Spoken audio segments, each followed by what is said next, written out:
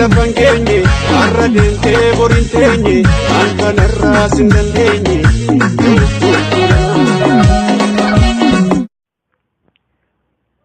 Osoonan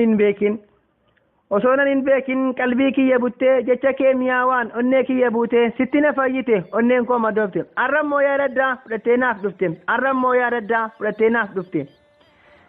mee maalin balleesse anoo sin jaaladha akka daawwitiittan suuraa kee laalladha onnee kiyya baneen keessa si kaayyadha fuuldura jiru koof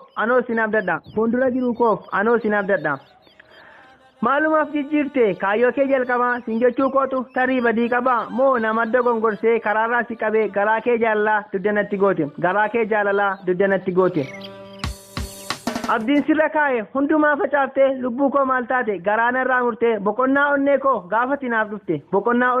gaafati naaf dhufte ba'aa jaalala kee ayyaanuman obsa silaa jechi namaa muka jiidhaa gogsa garaan koo dandeenyaan naafis kadhoobsa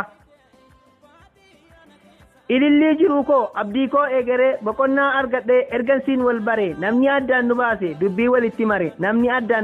dubbii walitti mare